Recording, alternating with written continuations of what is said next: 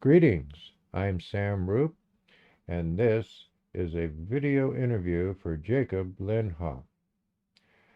My name is Sam, and I currently serve as a local pastor here at Deanza Springs Resort in near Jacumba, California, and at our local United Methodist Church here in Jacumba. Question 1. Why did you decide to become a nudist? Well, that's a very interesting story. I actually decided to become a nudist at about the age of 14.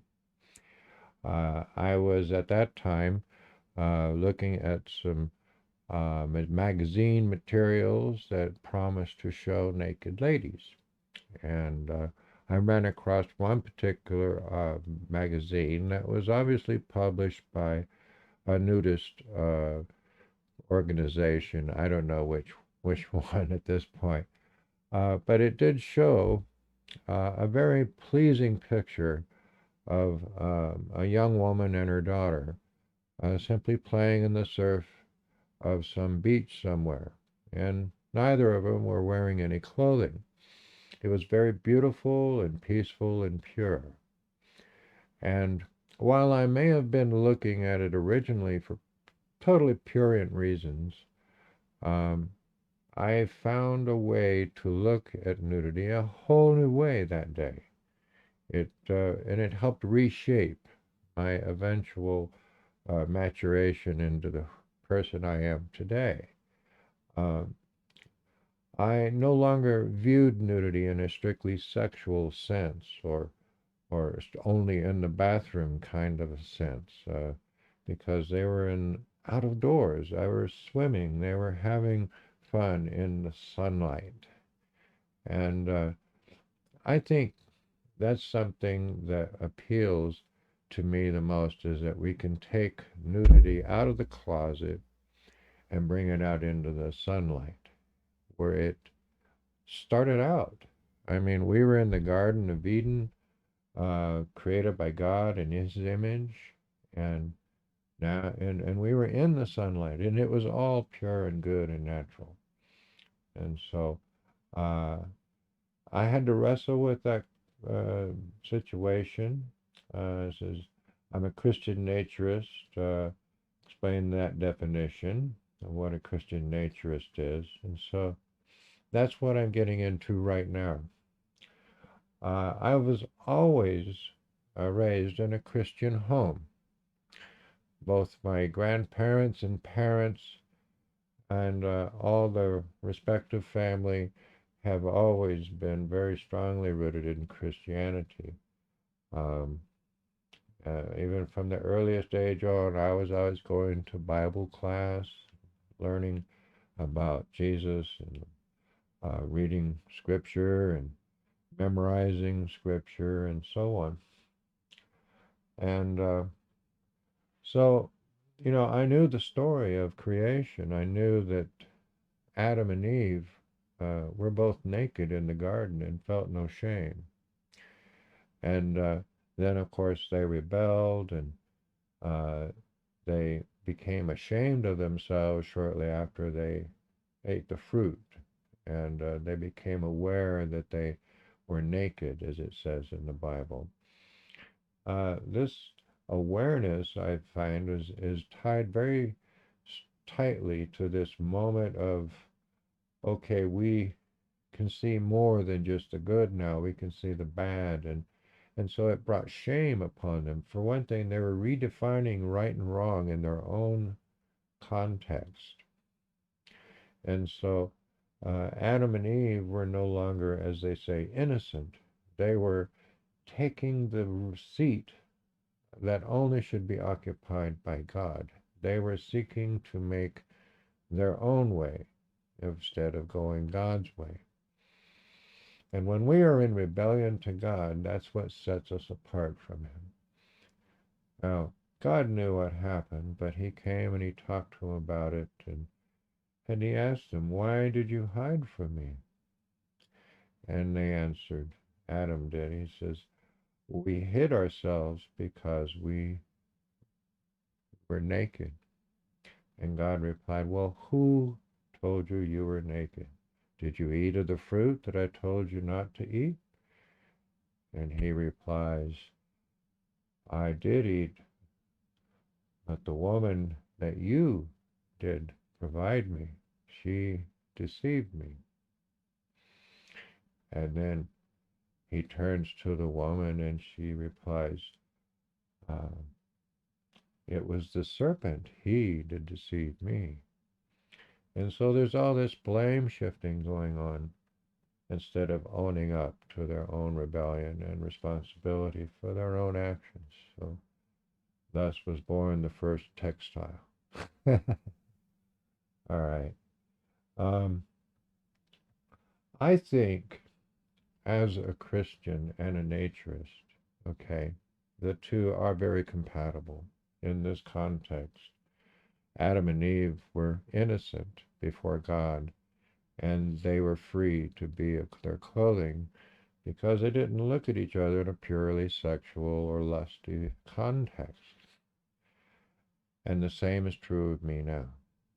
With Christ's help, I have reshaped what I see when I look at another person, be they clothed or fully exposed. Okay, to be naked or clothed makes no difference in how I view that person, other than they look a certain way or they have certain features or anything like that. I mean, but it is not with lust and desire and all that all twisted up in it.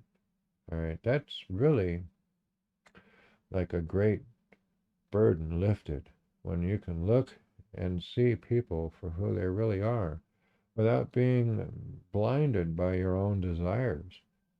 And you can more completely understand and appreciate who they are and what they represent instead of being all clouded in your judgment with lust or anything like that. So to be fully a Christian, first of all, is to follow and know Jesus Christ.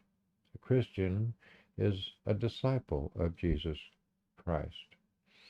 And a naturist is somebody who appreciates a setting where you don't have to wear clothing. And that is what a naturist is. We don't really want to have to put on any kind of disguise or clothing or anything other than when it's absolutely necessary. For example, when, the weather changes and now it's colder and so we got to wear something. I like to be naked, but I'm not a complete idiot. I mean, when it's getting cold or I'm out in the sun a little too much, I cover myself up as needed. And of course, I have a social decorum that I try to abide by. If I'm in someone's presence and they are not um, willing to abide with me being naked, I will wear something for their comfort. And it's just, common courtesy kind of thing. I prefer to be naked anytime, any place, anywhere. And I have been. I've been in the World Naked Bike Ride, so I've ridden hundreds of miles now, naked through the streets of Los Angeles, and it's I don't have any fear of nudity anymore, and I'm really happy about that. It says you're also a pastor. What got you into that? Well, that started a long time ago, of course. As mentioned, I was raised in a Christian home, and most of my family are very much a Christian. Uh, my aptitudes early on, I could have been, uh, um, wanting to serve in the church early on. I guess I was certainly smart enough, but I had other desires and other designs, and I went the way of, um, wayward living, to be putting it bluntly. Somewhere in my teenage years, I decided I wanted to explore what the world had to offer before I made my final mind up who I was going to serve. So I had this wandering in the wilderness, if you will, like most people do. Um, So I went off on my own for a while and explored the world of sex, drugs, and rock and roll and all that sort of stuff. And I, by the grace of God, survived these foolish times of mine. And so I had an early education in biblical knowledge. I survived my um drunken stupor of my early teens and late 20s and so on. Uh, I had a bit of an epiphany, you should say, before the birth of my first daughter, which got me back on track with the Lord. I recommitted my life to the Lord, uh, and we've not turned back since.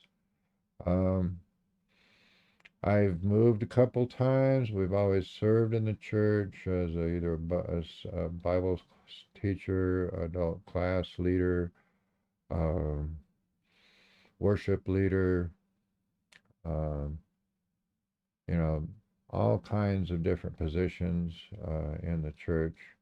I've even stood in the pulpit a few times as a guest speaker, as a alternate speaker to the pastor. I've experienced more of that recently in my most recent church, that's the Yakima United Methodist Church. Um, it's a small rural church, and most likely, if you're a member of this church, you'll be given responsibilities and tasked with a title of a job or some position or something like that. Um, Originally, when I first became a member of this church, I expressed to the pastor that I was a nudist and my family and I lived at a nudist resort. And he says, "Oh, no problem. Come on, be a part of this church." And so I've been faithfully serving at that church now for going on 14 years now. And most of those years with our pastor, Dan Meyer Abbott. And he got me started in the leadership of this church through worship and facilitating our technical abilities now. I direct all the social media and YouTube ministries, and I'm most recently serving as pastor over here at the local Come As You Are Fellowship here in De Anza, and assistant to the pastor, or as filling, as a local pastor here at Akumba Community United Methodist. It was just recently that I was nominated to be a pastor, and I'm currently in the process of completing those steps to become fully certified and licensed as a local pastor for the United Methodist Church here in Akumba. Um, what the most memorable crowd you ever preached to, and what responses did you get? Uh, Nothing really stands out as far as memorable, um, but perhaps one of the first times I stood up at Methodist Church here in Akumba, um, and talked. I felt really. Uh, it was just me telling my story, so it wasn't so much preaching, but but giving a testimony. And but as years went on, I got to preach more and more. And then out here at De Anza, the first time I stood in front of a congregation naked, uh, I delivered this sermon about love and about having this wondrous relationship with the Lord, and how we can be naked and unashamed when we uh, devote ourselves to God, uh, being represented by us. His This body is His creation. When you treat it with respect, dignity, and reverence like that, this isn't some a piece of meat for your lustful enjoyment. This is a vessel of God. This is a divine creation, and it is put here to be an instrument of peace and love and joy and blessing to everyone around us, and to love and honor God with all our words and deeds. And we don't have to worry about what we wear or don't wear. It's not about that. It's about serving one another and loving God and your neighbor as yourself. It's just as simple as that. Um, what would you say was the rudest person you ever preached to? Uh, well, I won't name any names, but there was one person in a sermon not too long ago who was very outspoken. You know, kept interjecting with his commentary. Even let a few uh, curse words fly. The F word and such. And we're having a service online through Zoom, and so lots of people got to experience his outburst. He apologized and all that, and it was all uh, within the boundaries of what can happen in a church. And when you welcome everybody and anybody to your church gathering, you're going to occasionally have someone who isn't all that familiar with the etiquette that we would expect from your everyday churchgoer. So it doesn't make me want to kick him out or anything. It's just gently educate them on how they should behave in a church service. That's all. Um, Name a time you helped someone and they were totally grateful and you made a huge difference in their lives. Uh, I've helped people through the video ministries mostly, but praying with somebody. When someone was here, they had a medical emergency, and I was there with them as the ambulance was arriving, and just before they arrived, I was praying with them, and they never forgot that. All right, they recovered. Their medical emergency recovered, and they're very grateful for that time that I prayed for them, and so it helps. I think build unity when you're willing to step forward and be God's instrument of consolation during these times when you're being tested. What part of the Bible was the hardest part for you to remember? Um, I don't always remember the word, shall we say, the book and or the verse numbers and chapter numbers specifically with certain you know passages of scripture. I will oftentimes remember the scripture passage, but have to really work on remembering what book and chapter and verse it came from. So that's why it's always good to prepare ahead of time for the sermon, and you can know for sure what the verse is, chapter and verse and all.